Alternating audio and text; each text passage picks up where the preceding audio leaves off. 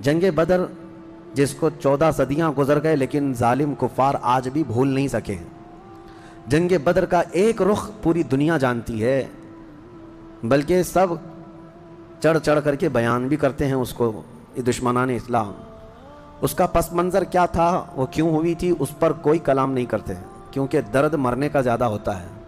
تو یہ مرے زیادہ تھے، اس میں 70 کافر مرے تھے اور 70 قیدی بن کر کے آئے تھے. پوری جنگ بدر میں ان کفار کو صرف یہی دکھتا ہے کہ 70 لوگوں کو مارا اور 70 کو پکڑ کر کے قیدی بنا لیا. پوری جنگ بدر میں یہی نظر آتا ہے. لیکن میرے عزیزو، اگر انصاف کی عینک رکھنے والا غور سے ان حالات کو پڑھے گا تو اس نتیجے کو پہنچے گا، اسلام میں یہ جتنی جنگیں ہوئی جس میں حضور پاک صلی اللہ تعالیٰ علیہ وسلم تشریف لے گئے، اکثر کا تعلق ڈیفنس سے ہے، یہ ڈیفینسیو رہی ہیں. اب میں آپ کو ایک چیز بتاتا ہوں، کیونکہ جنگ بدر کے احوال بتانے سے پہلے اس کا پس منظر بتانا ضروری ہے کہ کیوں ہوئی. اچھا یہ بھی میں آپ کو کلیئر بتا دوں کہ یہ پہلی جنگ نہیں ہے. جیسے کہ مشہور ہے نا جنگ بدر، اس سے پہلے بھی چھوٹی چھوٹی جنگیں ہوئی ہیں، لیکن جو بڑی جنگ جس میں مقابلہ ہوا اور جس میں اللہ نے روشن فتح عطا کی، وہ بدر کی جنگ ہے، 17 رمضان المبارک 2 ہجری کو. انشاءاللہ میں سیرت کے درس میں عرض کروں گا، جنگ بدر سے پہلے بھی 6 جنگیں ہوئی ہیں تقریباً، جس میں کچھ صحابہ گئے تھے، کچھ میں حضور بھی گئے تھے، کچھ میں ہلکی پھلکی مڑ بھیڑ ہوئی اور کسی میں جنگ نہیں ہوئی. لیکن جو بڑی یعنی صف آرا ہو کر جنگ ہوئی تھی وہ جنگ بدر، یہی 17 رمضان المبارک والی، یہ پہلی ہے. جیسے کہ ایک بدر اولا بول کر کے ایک جنگ مشہور ہے اور بدر ثانیہ اس کو کہتے ہیں، یہ 17 رمضان المبارک والی. میں اس کو انشاءاللہ سیرت کے بیان میں عرض کروں گا. آج اس پر ہم فوکس کرتے ہیں کہ کیوں ہوئی. 13 سال مکہ مکرمہ میں نبی پاک صلی اللہ تعالیٰ علیہ وسلم نے گزارے اعلان نبوت کے بعد. ویسے تو 53 سال آپ وہاں رہے، 13 سال اعلان نبوت کے بعد کیا کیا تکلیفیں نہیں اٹھائی. آپ نے سیرت کے درس میں بھی سنا ہوگا، اس رسول محترم صلی اللہ تعالیٰ علیہ وسلم کو مارا بھی گیا، پیٹا بھی گیا، ان کے ساتھیوں کو طرح طرح کے عذابات دیے گئے. تاریخ آج محفوظ ہے، لیکن ظالموں کو یہ نظر نہیں آتا آتنک کون پھیلایا ہوا تھا. یہی کفار تھے، یہ مشرکین تھے، یہ دہشت گرد تھے. مجھے بتاؤ، رسول پاک کے غلاموں کو سولی پر لٹکا کر ان کی ناک کاٹنا، ان کے کان کاٹنا، ان کے ناخنوں کو پکڑ سے کھینچنا، کیا یہ دہشت گردی نہیں ہے؟ حضور پاک صلی اللہ تعالیٰ علیہ وسلم کے چہتے صحابی حضرت عمار بن یاسر کو انہوں نے آگ میں جلایا تھا. حضرت بلال حبشی کو تو روزانہ رسی پیر میں ڈال کر کھینچا جاتا تھا. حضرت عامر بن فہیرہ، حضرت ابو فقیہہ، حضرت خباب ابن الارت، حضرت خبیب ابن عدی، حضرت سیدہ سمیہ، ان کو تو گھوڑے کے پیروں میں باندھ کر کے شہید کر دیا گیا تھا. کیسے طرح طرح کے عذابات دیے تھے کفار مکہ نے. ایک دو نہیں ہے، ظلم کی ایک لمبی داستان ہے. اور پھر پلس اس پر نبی پاک صلی اللہ علیہ وسلم کو ان کے خاندان سمیت سوشل بائیکاٹ کر کے رکھنا. حضور نے 3 سال تک 2 پہاڑیوں کے بیچ کے درے میں گزارے ہیں، اور ایسے کہ پورے مکہ والے پہرا لگا کر بیٹھتے تھے 24 گھنٹے تک نگرانی کے کوئی جا نہ پائے حضور تک، ان کے خاندان تک. ان دنوں میں نبی پاک صلی اللہ علیہ وسلم پتے کھاتے رہے اور چمڑوں کو ابال کر کے پانی میں وہ کھاتے رہے. 3 سال گزرے ہیں. جبکہ مشرکین مکہ میں سے ہی کچھ اہل خیرت جو تھے انہیں رحم آ گیا ان معاملات کو، اور انہوں نے یہ معاہدہ توڑا. وہ آ کر کے، کوئی دوسرے نہیں، صحابہ نے نہیں، جو کافر تھے انہی میں سے 10-12 لوگ، انہوں نے دیکھا اتنی تکلیف یہ ہم میں ہی سے تو ہے، اور وہ بھی قریش خاندان جو ہم میں سے سب سے معزز خاندان ہے، اس کا ایسا بائیکاٹ کرنا کہ ان تک ایک چاول کا دانہ نہ پہنچے. یہ کیسی مصیبتیں ڈال کر رکھی گئیں اپنے بھائیوں پر. مشرکین نے خود یہ توڑا تھا معاہدہ، اور پھر ان کو ہر طرح کے سہولیات مہیا کر دی تھی حضور کے خاندان کو.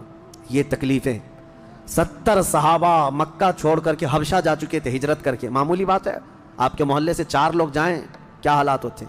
یہ آج ظالم کتے جو ہے گھروں کے دروازوں پر زبردستی کا بورڈ لگا کر کے پلائن کرتے رہتے ہیں، ہاں، کہ یہاں سے محلہ خالی ہو رہا ہے مسلمانوں کی وجہ سے، ایک ہندو گھر یہاں سے شفٹ ہو رہا ہے، ہجرت کر رہے ہیں، مائیگریٹ کر رہے ہیں. یہ ناٹک ہے، کوئی چیز نہیں.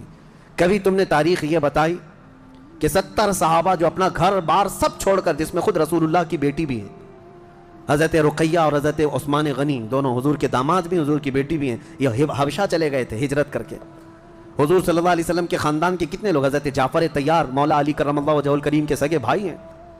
حضور پاک صلی اللہ علیہ وسلم کے خاندان کے کتنے لوگ نکل کے جا چکے تھے حبشہ میں، ایتھوپیا، عرب لوگ افریقہ میں جا کر کے رہ رہے ہیں. اور پھر اس کے 3 سال کے بعد حضور خود ہجرت کر کے چلے گئے مدینہ. تو حضور ہجرت کر کے گئے تو کیا اکیلے گئے؟ 1 سال نہیں گزرا تھا کہ مکہ میں جتنے مسلمان تھے سب کے سب ہجرت کر کے مدینے چلے گئے۔ مکہ والوں کو سکون سے رہنا چاہیے نا، بات ہو گئی نا۔ میں آپ کو بتا دوں، کفار و مشرکین کبھی کسی بات سے راضی نہیں ہوتے، اور نہ کبھی یہ سکون، ذہنی سکون ان کو نہیں حاصل ہو سکتا۔ تم اگر کوئی محلہ چھوڑ کر کے بھی چلے گئے تو تمہارے سے دشمنی ان کی کم نہیں ہوتی۔ جو دشمن ہے وہ دور بیٹھ کر کے ہی جلتا رہتا ہے کہ وہاں سکھ سے کیوں رہ رہے ہیں یہ لوگ، یہاں سکون سے کیوں رہ رہے ہیں لوگ۔ مدینے جب رسول پاک اور ان کے صحابہ گئے تو مکہ والوں کو تو جو معاملہ تھا ختم ہو گیا، جن سے تمہاری روزانہ لڑائی ہوتی تھی وہ جا چکے، نہ ان کے صحابہ ہیں نہ وہ رسول پاک وہاں پر ہیں، نہیں۔ اس کے باوجود ان کفار مکہ نے کیا کرنا شروع کیا؟ 10 لوگ 15 لوگ 20 لوگ کبھی جتھا بنا کر کے مدینے تک جاتے تھے، رات کے وقت وہاں کے مسلمانوں کے باغیچے کھجوروں کے جلا کے آ جاتے، اور کبھی اگر 2-4 صحابہ مسلمان باہر نظر آتے تو ان کو پکڑ کر پیٹتے تھے، مارتے تھے۔ کہاں پر؟ مدینے میں جا کر۔ جب اس قدر ظلم بڑھ گیا تب میں آپ کو بتاؤں 13 سال کے بعد اللہ نے جہاد کا حکم نازل فرمایا، اے محبوب کھڑے ہو جائیں اور جو آپ سے لڑ رہے ہیں ان سے مقابلہ فرمائیں۔ 13 سال تک تو کبھی لڑنے کا حکم نہیں آیا۔ مدینہ طیبہ میں جانے کے بعد جب مسلمانوں کی اپنی ریاست بن گئی، وہاں اپنی ایک حکومت اسٹیبلش ہو رہی ہے، تب یہ جا کر کے اگر اس کے اندر دسیسہ کاری کریں، پیوند کاری کی بجائے وہاں جا کر کے شب خون ماریں رات کے وقت، تو پھر اللہ تعالیٰ کا حکم نہیں آئے گا۔ میں اس کو اس سے قبل ایک مثال سے پوچھا تھا آپ کو، یہ کہتے ہیں نا، آج بھی ہم نے 22ویں پارے میں ایک آیت پڑھی ہے، ملعونین اینما ثقفوا اخذوا وقتلوا تقتیلا۔ اس کو وہ 26 آیتوں میں گناتے ہیں، جس کو یہ لوگ کہتے ہیں آتنک کا بڑھاوا دیتی۔ اللہ نے فرمایا لعنت کیے ہوئے لوگ ہیں یہ سب، جہاں پائے جائیں پکڑے جائیں اور ٹکڑے ٹکڑے کر کے مارے جائیں۔ یہ آیت ہے، اور یہ کہتے ہیں کہ یہ دیکھو آتنک کو بڑھاوا دیتی، یہی دیکھ کر کے مسلمان کاٹتے ہیں سب کو۔ میرے عزیزو، آیت جو نازل ہوئی کب ہوئی؟ یہی میں نے آپ کو یہی مثال اس سے قبل بتائی تھی۔ ہمارا دیش، ہمارا ملک امن و امان کے ساتھ رہ رہا ہے، 4 لوگ بھی اگر دشمن ملک کے ہمارے ملک میں داخل ہو جائیں تو ہائی اتھارٹی کیا حکم دے گی؟ سپریم کورٹ ہو یا وزارت داخلہ، ہوم منسٹری ہو، یا کوئی بھی ڈپارٹمنٹ کے لوگ کیا حکم دیں گے؟ یہ 4 دشمن جہاں پائے جائیں ان کو پکڑو اور مار دو۔ پولیس کو تو آن دا اسپاٹ شوٹ کرنے کا حکم ہوگا، انکاؤنٹر کر دیں ان کا۔ کیوں؟ ہمارے ملک کا نقصان کر سکتے ہیں۔ یہی بات تھی مدینے میں جا کر کے جب مکہ کے کفار نقصان کر رہے تھے، صحابہ کو مار رہے تھے، حکم آیا کہ اب ان کے ساتھ نرمی نہیں، اب ان کے ساتھ لڑو اور اپنی جان کی حفاظت کرو۔ آج ہر ملک اتنا ڈیفنس کا اختیار رکھتا ضرور ہے، جاؤ گھس کر کے دکھاؤ کسی ملک میں، بغیر ویزے کے جائیں گے تو پکڑ کر کے مار ڈالیں گے، بارڈر کراس کرو تو شوٹ کر دیں گے، جبکہ چوری کرنے کی نیت نہ ہو تب بھی۔ لیکن اسلام جو مارنے آ رہے تھے ان کو مارنے کا حکم دیا۔ اب سنو بدر کیوں ہوئی تھی؟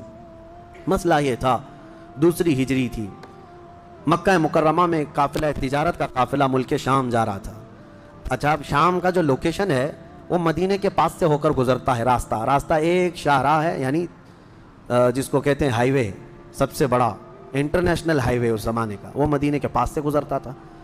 تو ملک شام تجارت کے لیے جو جانے والے ہوتے تھے مکہ سے، وہ اسی راستے سے جاتے، مدینے کے پاس سے قریب سے گزرتا، قریب کا مطلب بہت قریب بھی نہیں۔ تو نبی پاک صلی اللہ علیہ وسلم نے فرمایا جب تک ہمارا مکہ والوں سے امن کا ایگریمنٹ نہ ہو جائے، معاہدہ نہ ہو جائے، ہم ان کا ہر راستہ بھی روکیں گے، ہم ان کا راستہ بھی روکیں گے۔ ہوتا ہے یا نہیں؟ اگر آپ کا کسی دوسرے سے جھگڑا ہو جائے تو آپ آس پاس کے راستے بھی بلاک کر دیں گے کہ دشمن ادھر کے راستوں کو بھی استعمال نہ کرے۔ یہی معاملہ تھا۔ حاج جو ہے دنیا کو میں بتاؤں، یہ راستہ روکنے والی بات کو بھی میں بتاتا ہوں۔ کہتے ہیں کہ مکہ والے تجارت کے لیے ملک شام جا رہے تھے تو ان کا راستہ روکنے کا کیا حق تھا؟ مدینے والوں کو کیا حق تھا؟ آج مجھے بتاؤ، جس ملک سے تمہاری دشمنی ہو جائے کیا وہ اپنا فلائی زون تمہیں یوز کرنے دے گا؟ تمہارا پلین بھی اڑ کے جا سکے گا اس ملک کے اوپر سے؟ سعودی نے تو ابھی بین کر رکھا تھا قطر کو، اس کا نہ پلین اترتا نہ ہی ہوائی اسپیس استعمال کر سکتا تھا۔ قطر جو ہے کوئی چیز استعمال نہیں کر سکتا۔ ان کی آپسی دشمنی میں جب یہ راستے بند کر سکتے ہیں، آپسی دشمنی تھی، یہ کون سی اسلام اور کفر کی دشمنی؟ اسی طرح سے ایران پر جو پابندیاں ہیں، ایران کا ایک جہاز جس سے اس کے سفارتی تعلقات نہیں، کیا وہ اسرائیل کے اوپر سے اڑ سکتا ہے؟ نہیں اڑ سکتا۔ راستے تو آج بھی ان لوگوں نے بند کر رکھے ہیں، ایک دوسرے کی تجارت کے، ٹریڈنگ پابندیاں آج بھی چلتی ہیں۔ 1400 سال پہلے جب نبی پاک صلی اللہ علیہ وسلم نے صرف ان کا راستہ روکنے کی بات کی تو آج یہ پوری دنیا کے جو ماڈرن اپنے آپ کو کہتے ہیں اور بہت زیادہ ویل ایجوکیٹڈ سمجھتے ہیں، ان کے پیٹ میں درد ہونے لگتا ہے کہ یہ کیسا راستہ روکنے والا کیا سسٹم تھا۔ راستہ روکنے والا وہی سسٹم تھا جو آج تمہارا باپ روکتا ہے امریکہ، جس طرح سے لوگوں کے اوپر تجارت کی پابندیاں لگاتا ہے، جس طرح سے ہائی ڈیوٹی کسٹم لگا کر کے لوگوں کی اکنامک کو گراتا ہے، یہ تو وہی سسٹم ہے نا۔ لیکن نبی پاک صلی اللہ علیہ وسلم نے ایسا نہیں کیا تھا۔ صحابہ اکرام کو مدینے سے کہا کہ دیکھو اگر ان کا قافلہ تجارت کا شام جا رہا ہے تو ہم جائیں گے، راستہ روکیں گے۔ حضور اپنے صحابہ کو لے کر نکل پڑے۔ یہ 17 رمضان جنگ بدر کی بات نہیں کر رہا ہوں، اس سے پہلے کی بات کر رہا ہوں، 6 مہینے پہلے حضور گئے، چند مہینے پہلے یا چند دن پہلے، ایگزیکٹ نہیں کہہ رہا ہوں۔ تو ابو سفیان قافلہ تجارت کا جو لے کر جا رہا تھا وہ سپہ سالار یا امیر قافلہ تھا، اس کو خبر ہو گئی کہ نبی پاک صلی اللہ تعالیٰ علیہ وسلم اپنے صحابہ کے ساتھ میرا راستہ روکنے آئے ہیں، تو راستہ کاٹ لیا اور ملک شام دوسرے راستے سے پہنچ گیا۔ حضور پاک صلی اللہ علیہ وسلم کو نہیں ملا، حضور واپس مدینے آ گئے۔ کئی دن گزرے، ملک شام میں اس نے تجارت کی، خوب نفع کمایا اور واپس مکہ تو جانا تھا۔ تو مکہ جب جانے لگا تو پھر میرے آقا کو خبر آئی، نبی پاک صلی اللہ علیہ وسلم نے پھر صحابہ سے کہا کہ چلو پھر سے اس کا راستہ روکتے ہیں۔ پھر گئے، لیکن اس بار ابو سفیان پھر خبر پا کر کے دوسرے راستے سے چلا گیا مکہ۔ لیکن مکہ پہلے ہی ابو سفیان نے قاصد بھیج دیا تھا، کہا تھا کہ محمد اور ان کے ساتھی تمہاری تجارت کو لوٹ لیں گے، ختم کر ڈالیں گے، قافلہ تمہارے ہاتھ نہیں آئے گا، تم ہماری مدد کے لیے آؤ۔ یہ قاصد مکہ جیسے ہی پہنچا وہاں کھلبلی مچ گئی، سب جمع ہو گئے جتنے خاندان تھے کہ ہمارا بھی مال ہے، ہمارا بھی مال ہے۔ اور ابو جہل تو بھڑکا رہا تھا، خوب بھڑکا رہا تھا، سب کو جمع کر لیا۔ لیکن اتفاق ایسا کہ وہ مکہ والوں کے نکلنے سے پہلے پہلے ابو سفیان اپنی تجارت کا قافلہ صحیح سلامت مکہ لے کر پہنچ گئے، بات ختم ہو گئی، تجارت کا قافلہ آ گیا۔ جو سمجھ بوجھ والے تھے انہوں نے خیر منائی، کہا کہ چلو ہمارا مال پہنچ گیا، اب ضرورت نہیں جانے کی۔ لیکن ابو جہل کسی بات پر خاموش نہیں تھا، کہا کہ نہیں، ہم محمد اور ان کے ساتھیوں کو مزہ چکھائیں گے کہ انہوں نے روکنے کی کوشش کیوں کی۔ اگر آج ہم ان کا مقابلہ نہیں کریں گے تو آگے ہماری تجارت کے لیے بڑے مسئلے پیدا ہو جائیں گے۔ اور اس کے بعد سب کو بھڑکاتا رہا، کتنے بہت سارے چھوڑ کر چلے گئے، لیکن پھر بھی ابو جہل کے بہکاوے میں جتنے آئے وہ 1000 کی تعداد میں تھے، اور وہ لوگ پورے ہتھیار سے لیس ہو کر ساز و سامان سب لے کر کے نکل پڑے مدینے آنے کے لیے، کہ مدینے جا کر کے ان کا سب اینٹ سے اینٹ بجا کر کے آئیں گے۔ اب نبی پاک صلی اللہ علیہ وسلم راستے میں نہیں تھے، 2 بار گئے اور واپس آئے، قافلہ روکنے کے لیے واپس آئے۔ لیکن جیسی حضور کو یہ خبر ہو گئی کہ وہ لوگ مدینے پر حملہ کرنے کے لیے نکل رہے ہیں، اصل وجہ سن لیجئے بدر کی اصل وجہ۔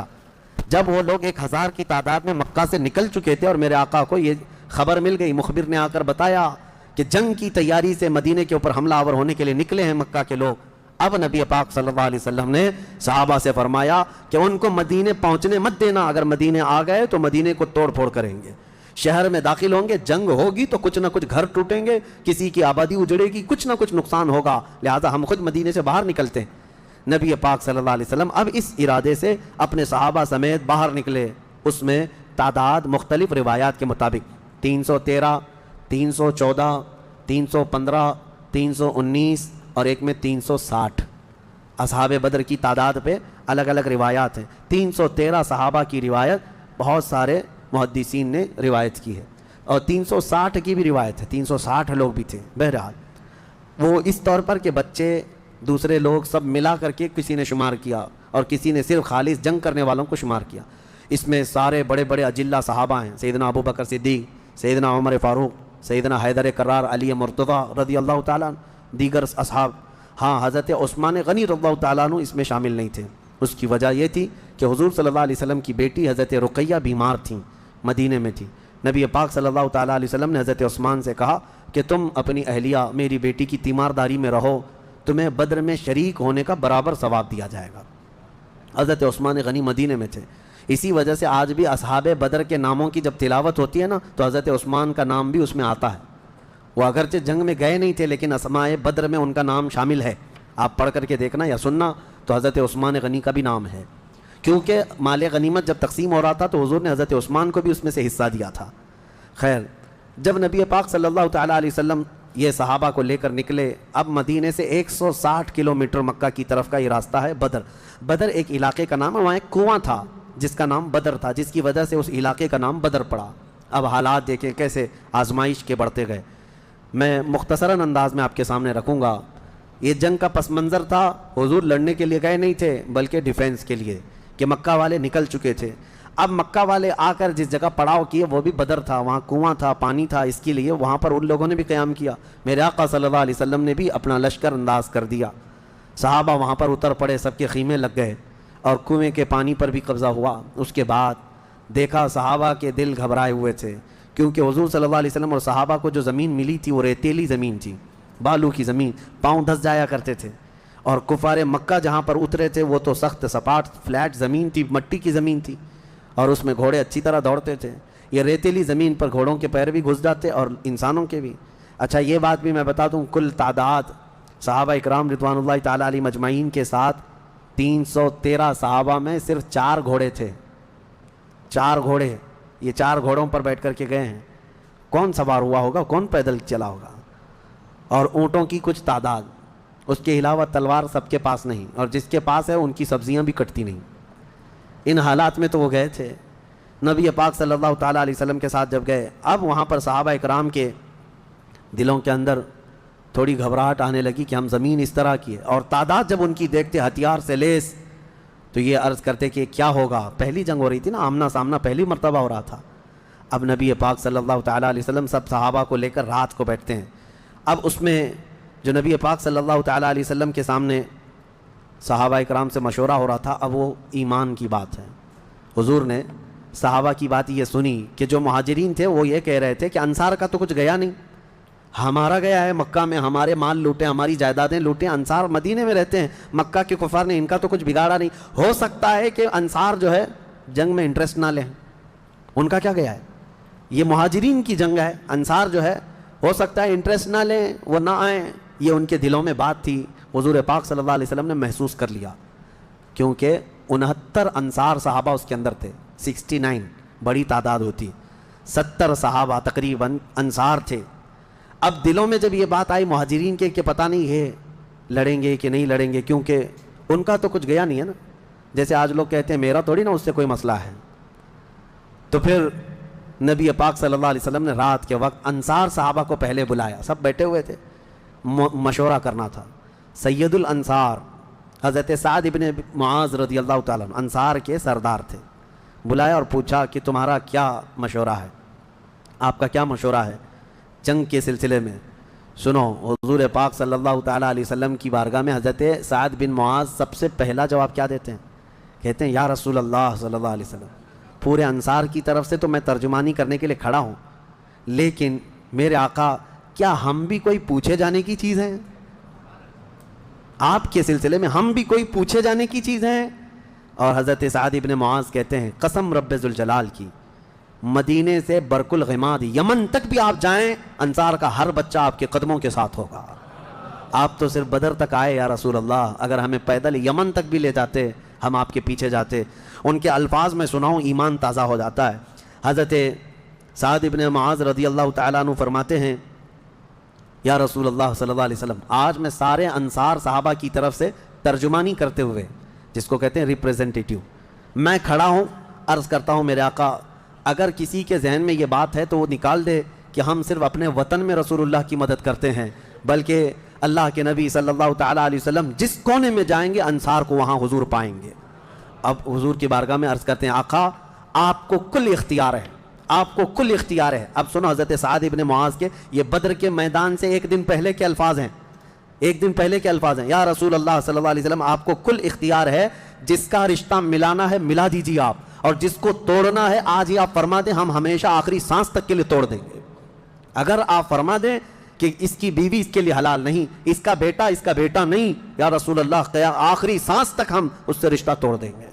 یہ بدر میں جانے سے پہلے حضرت سعد ابن معاذ کہتے ہیں جس کا رشتہ آپ ملانا چاہیں میرے آقا ملا دیں، اور جس کا ختم کرنا چاہتے ہیں توڑ دیں، اور جس کو موجودہ حالات میں رکھنا چاہتے ہیں میرے آقا پسند فرما لیں، اور ہمارے مال آپ کے لیے حاضر ہیں یا رسول اللہ، اور ہمارے جس قدر منشا ہو قبول فرمائیں۔ ہاں حضرت سعد ابن معاذ کہتے ہیں ہمارے پاس جو کچھ بھی ہے یا رسول اللہ یہ ہمارا مال حاضر ہے۔ اب یہ دیکھو ادب کے الفاظ، حاضر ہے یا رسول اللہ، جتنا آپ کو چاہیے ہمارا پورا مال قبول کر لیں اور جتنا چاہے چھوڑ دیں، اور قسم رب ذوالجلال کی جو آپ نے چھوڑ دیا وہ دنیا کی سب سے بری چیز ہے ہمارے لیے۔ جو آپ نے قبول کیا وہ ہمارے لیے سب سے عمدہ چیز ہے۔ یہ بدر کے میدان میں حضرت سعد ابن معاذ رضی اللہ تعالیٰ عنہ کی تقریر چل رہی ہے، اور اس کے بعد حضور پاک صلی اللہ تعالیٰ علیہ وسلم کی بارگاہ میں یہ کہتے ہیں، یا رسول اللہ، قسم اس رب ذوالجلال کی جس نے آپ کو سچی نبوت کے ساتھ بھیجا، اللہ کی قسم اگر آپ ہمیں حکم دیں سمندر کو چیر کر نکل جانا ہے، رب ذوالجلال کی قسم یا رسول اللہ، انصار کا ہر بچہ سمندر میں کود پڑے گا۔ یہ بدر سے پہلے کی تقریر۔ اب ان کی تقریر سن کر حضور بڑے خوش ہوئے۔ میرے آقا صلی اللہ تعالیٰ علیہ وسلم نہایت ہی خوشی کا اظہار فرماتے ہیں، اور اس کے بعد پھر حضرت مقداد بن اسود ایک صحابی ہیں، کھڑے ہوتے ہیں، پوچھا یا رسول اللہ صلی اللہ علیہ وسلم، آپ صحابہ سے مشورہ لے رہے ہیں کس بات کا؟ کہا جنگ ہونا چاہیے نہیں ہونا چاہیے؟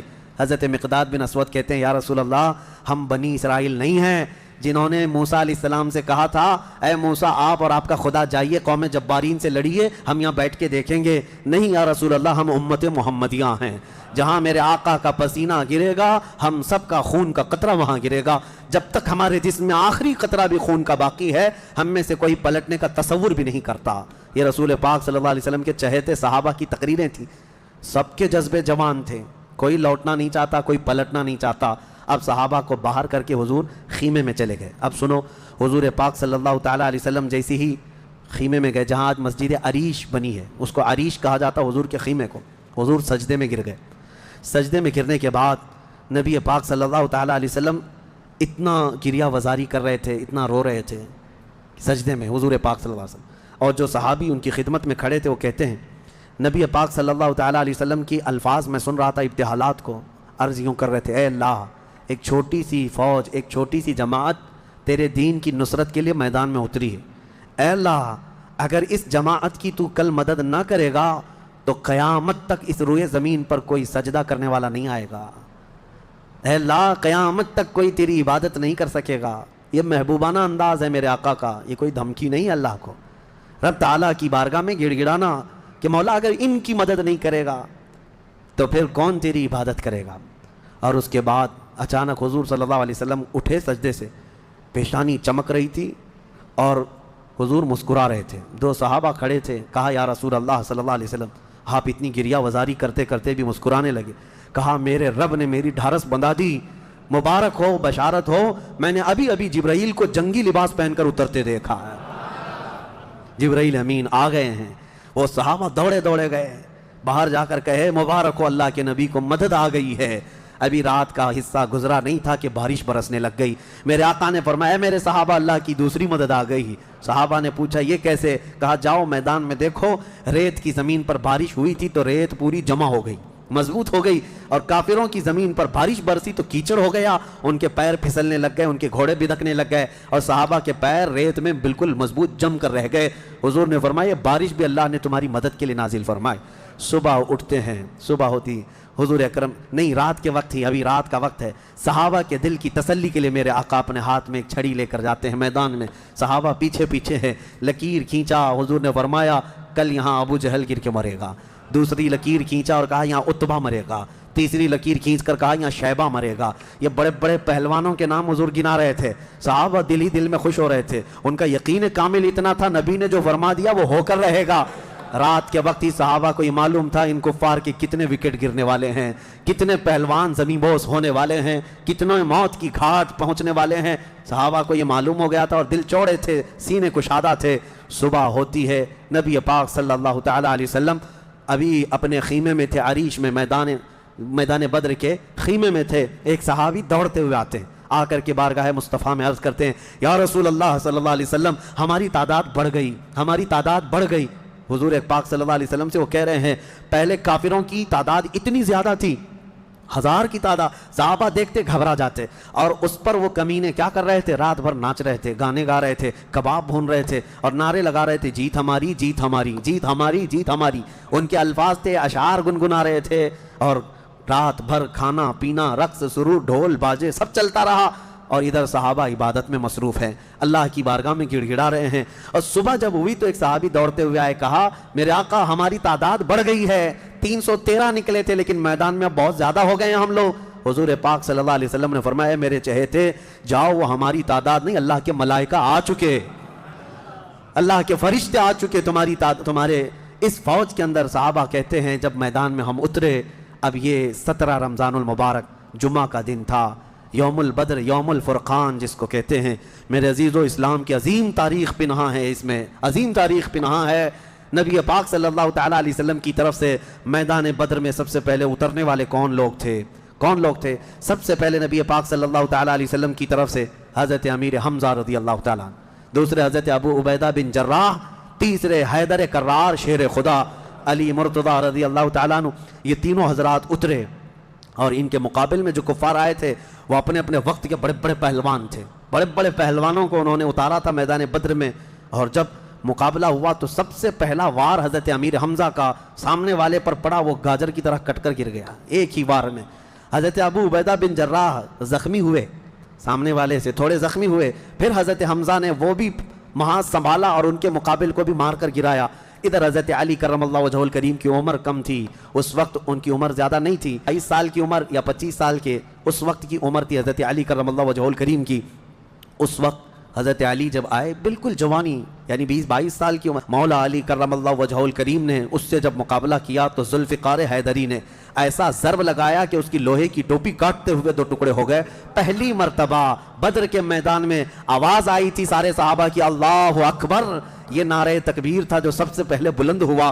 فرماتے ہیں اس آواز کی ہیبت ایسی تھی کہ کفار کے خیمے ہل گئے اور ان کی صفوں میں ہلچل مچ گئی، دہشت طاری ہو گئی۔ صحابہ کے اسی نعرے کو دیکھ کر علامہ اقبال نے شعر کہا تھا، یہ نکلے تھے مڑی ہوئی تلواریں لے کر، کٹی ہوئی اور زنگ آلود تلواریں لے کر جن سے سبزی نہیں کٹتی تھی، لیکن جب نعرہ لگائے تھے اللہ کی مدد ایسی آئی تھی کہ یہ سب زمین بوس ہو گئے دشمن۔ اقبال نے کہا تھا کفر دم توڑ دے گا ٹوٹی ہوئی شمشیر کے ساتھ، کفر دم توڑ دے گا ٹوٹی ہوئی شمشیر کے ساتھ، گر تم نکلا جاؤ ایک بار نعرہ تکبیر کے ساتھ۔ یہ انہی صحابہ کا نعرہ تھا جب انہوں نے پہلی مرتبہ بلند کیا۔ یہ لڑائی چلتی رہی شام تک، شام ہونے نہ پائی، دوپہر تک اس لڑائی کو پہلے ایک کے بعد دیگرے، اس کے بعد پھر گھماسان کی لڑائی ہوئی۔ لیکن کفار مکہ میں سے کچھ لوگ کہتے ہیں ہم تو بڑے حوصلوں سے آئے تھے لڑنے کے لیے، بڑے حوصلوں سے آئے تھے، جن کو یہ مدینے میں مکہ میں پکڑ کے مارتے تھے وہ آج ان کے مقابل میں تھے، کوئی کسی کا غلام تھا، کوئی کسی کا رشتہ دار بھی تھا، لیکن مقابلے میں جب آئے وہ کفار مکہ کہتے ہیں ہم تو بڑے ہمت کے ساتھ لڑنے کے لیے آئے تھے، لیکن جب ہم لڑنے جا رہے تھے تو ہمارے مقابل میں اجنبی لوگ آ رہے تھے، اجنبی لوگ آ رہے تھے، اور ان کی ہیبت ایسی طاری ہوتی کہ ہم نے ان کو نہ مکے میں کبھی دیکھا تھا نہ مدینے میں کبھی دیکھا تھا۔ یہ وہ بدری ملائکہ تھے جو جبرائیل امین کی سپہ سالاری میں آئے تھے۔ اب یہاں ایک بات میں بتانا چاہتا ہوں، ایک فرشتہ اتر جائے کافی ہے۔ آپ کو پتا ہے قوم شعیب جب نافرمانی کر رہی تھی تو اللہ تعالیٰ نے عذاب کیا بھیجا تھا؟ جبرائیل امین علیہ السلام کو اتارا تھا، انہوں نے ایک چیخ ماری تھی، چنگھاڑ، اور ان کی آواز کی ہیبت سے جتنے پہاڑوں میں تھے یہ قوم شعیب سب کے بھیجے کانوں سے نکل آئے تھے اور زمین پر گر کر مر گئے تھے۔ تو یہاں جبرائیل امین اکیلے آ جاتے، صرف آواز لگاتے، کسی کو تلوار اٹھانے کی بھی ضرورت نہیں، یہ 1000 پورے کیڑے مر جاتے۔ لیکن یہ وجہ کیا ہے؟ مفسرین نے فرمایا یقیناً ایک فرشتہ بھی مدد کے لیے کافی ہوتا، لیکن اللہ نے بدر کے میدان میں 5000 فرشتے اتارے، یہ عظمت مصطفیٰ کے لیے، یہ رسول اللہ کی عظمت کے لیے۔ کبھی کبھار تعداد جو ہے وہ شان بتانے کے لیے ہوتی ہے، عظمت بتانے کے لیے ہوتی ہے۔ ہاں ایک جھنڈا کافی ہوتا ہے، لیکن کبھی 10 جھنڈے لگاؤ تو اس کی عظمت بڑھ جاتی ہے۔ ہاں 2 باڈی گارڈ کافی ہوتے ہیں، لیکن 10 کھڑے ہو جائیں تو اس کی ہیبت اور طاری ہوتی ہے۔ یہ ایک انسانی ذہن بنا ہوا ہے۔ اللہ تبارک و تعالیٰ نے اپنے محبوب کی عظمت شان کی وجہ سے 5000 ملائکہ کو اتارا۔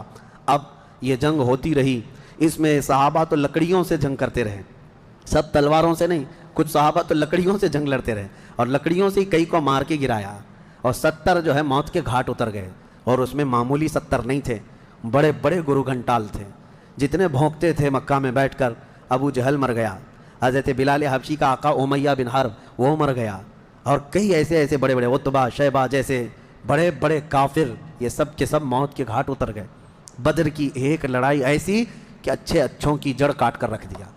اب یہاں پر حضور پاک صلی اللہ تعالیٰ علیہ وسلم کا رحم بھی دیکھیں۔ حضور ملاحظہ فرما رہے تھے، جب امیہ گر کر زخمی ہوا تھا، حضور نے جو صحابی لڑ رہے تھے کہا کہ روک دو اس کو۔ امیہ جو لڑ رہا تھا وہ بڑا ہٹا کٹا پیسہ والا مکہ کا بڑا آدمی تھا، تو جو صحابی لڑ رہے تھے انہوں نے گرا دیا، وہ زخمی ہو کر گرا، حضور نے فرمایا چھوڑ دو اس کو۔ وہ صحابی ہٹ گئے، حضور نے فرمایا بلال حبشی کو بلاؤ. بلال کہاں ہے؟ بلال آئے. کہا اے بلال آؤ, جتنا اس نے تڑپایا تھا خوب آج تم بدلا لو اس کے ساتھ. کیونکہ یہی وہ تھا جو حضرت بلال کو ایک ڈرم میں ڈال کر دن بھر رکھتا تھا, لوہے کی ایک ٹاکی بنا کر اس میں ڈال کر اوپر سے ڈھکن ڈال کر گرم دھوپ میں ان کو ایسی رکھ دیتا تھا بغیر کھانا پانی دیے. شام تک ان کو کھولا جاتا تو ان کا جسم پورا اجمرا ہو جاتا تھا. ان کی پیٹھ ایسی گل گئی تھی انگاروں میں سلانے کی وجہ سے کہ ریڑھ کی ہڈی دکھتی تھی. یہ حضرت بلال کے ساتھ کیا تھا. حضرت بلال حبشی نے مار کر اس کو ختم کیا. عدو اللہ. اور حضرت بلال مارتے وقت کیا کہہ رہے تھے یہ بھی سنیے, یہ صحابہ کا جذبہ ہے. کہتے ہیں اس کو قتل کیا اور یوں کہا انت عدو اللہ و عدو رسولنا, میں نے تجھے مار دیا ہے اس لیے کہ تو اللہ کا اور میرے حبیب کا دشمن تھا. یہ نہیں کہ مجھے تڑپاتا تھا, یہ نہیں کہ تو نے مجھے بہت مارا ہے اب چکھ لے مزہ. حضرت بلال یہ کہتے ہیں تو اللہ کا دشمن تھا اور میرے مصطفیٰ کا دشمن تھا, میں نے تجھے ختم کیا.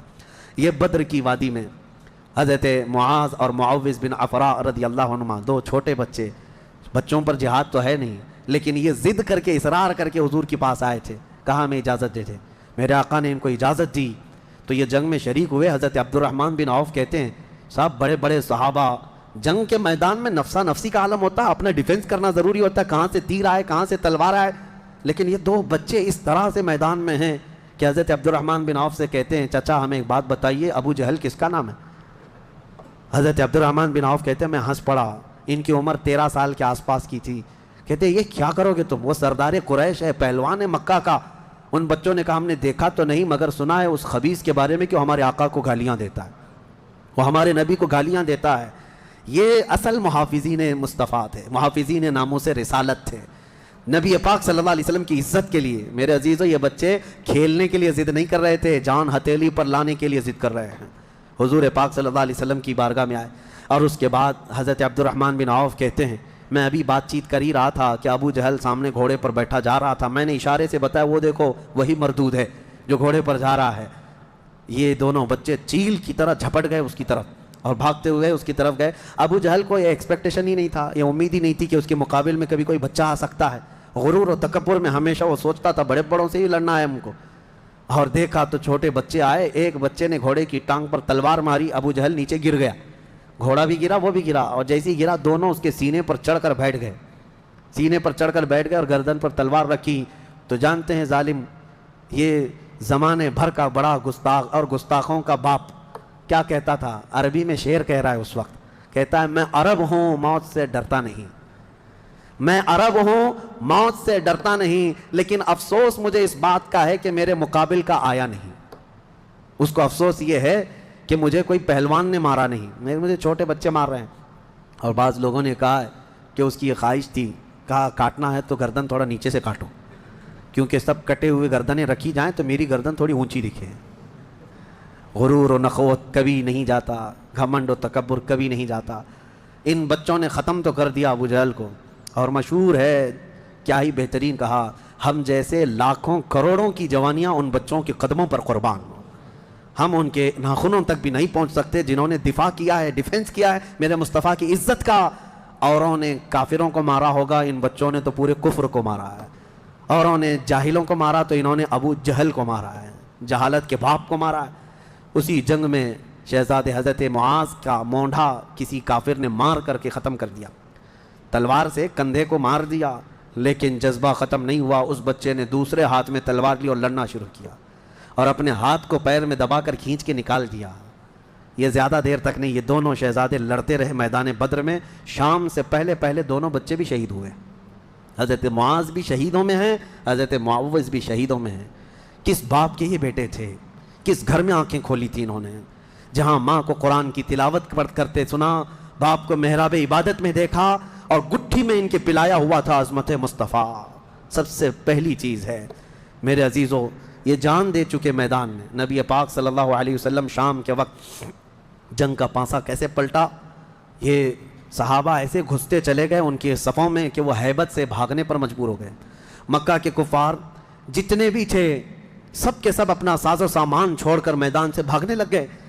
وہاں پر اپنے مویشی چھوڑا, اپنے بہت سارے چھوڑا, یہاں تک کہ 70 قیدی پکڑ میں آئے اور 70 مارے جا چکے تھے, 140. اور صحابہ میں 13 شہید تھے, 1 زخمی تھے. 13 شہید ہوئے، ایک زخمی تھے حضرت عبیدہ بن حارث، وہ بھی راستے میں جا کر شہید ہوئے، تو جنگ بدر کے ٹوٹل شہید 14 ہیں، باقی وہ 70 اور 140 پورے ٹوٹل یعنی قیدی ملا کر۔ شام کے وقت اب سنو میرے آقا صلی اللہ علیہ وسلم کا معجزہ، صحابہ کہتے ہیں حضور نکلے، میدان میں آئے، سب کافروں کی لاشیں ایک جگہ کھینچ کر لا کر گڑھے میں ڈال دی گئیں، لیکن لاشیں دیکھنے کے لیے حضور میدان میں جا رہے تھے۔ صحابہ کہتے ہیں قسم خدا کی ہم نے دیکھا حضور نے جس کے لیے جو دائرہ کھینچا تھا وہ کافر وہیں گر کے مرا تھا، ایک بال بھی باہر نہیں تھا۔ حضور نے جس کے لیے لکیر کھینچا تھا وہ کافر اسی میں گر کر مرا ہوا تھا۔ حضور نے جو نشان بنایا تھا ابو جہل وہیں مرا ہوا تھا، عتبہ وہیں مرا ہوا تھا، شیبہ وہیں مرا ہوا تھا۔ آج کے منافقین کے لیے بھی یہ درس ہے، یہ دیکھیں جنگ بدر کی تاریخ کو، نبی پاک صلی اللہ علیہ وسلم ایک دن پہلے یہ بتا رہے ہیں کہ کون کہاں مرے گا، اور یہ ابھی تک اس بحث میں ہے کہ پیٹھ پیچھے کا علم نہیں، دیوار پیچھے کا علم نہیں، یا اپنے جیسا نبی کو بھی قیاس کرتے ہیں۔ اللہ ہدایت عطا فرمائے۔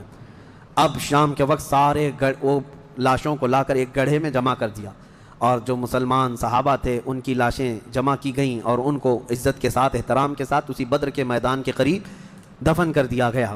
اور کافروں کی لاشوں کے پاس کھڑے ہو کر حضور نے پھر ایک خطبہ دیا، خطبہ دے رہے تھے، اور اس میں حضور صلی اللہ علیہ وسلم یہ فرما رہے تھے، اے لوگو، ہمارے رب نے جو ہم سے وعدہ کیا تھا وہ پورا کر دکھایا اللہ نے، بتاؤ تمہارا خدا جو تم سے کوئی وعدہ کیا تھا کیا تم کو بھی پورا کر دیا؟ کیا تم نے موت کے بعد وہ چیز پا لی جس کے لیے تم لڑتے تھے؟ صحابہ پوچھنے لگے یا رسول اللہ صلی اللہ علیہ وسلم آپ ہی کس کو سنا رہے ہیں؟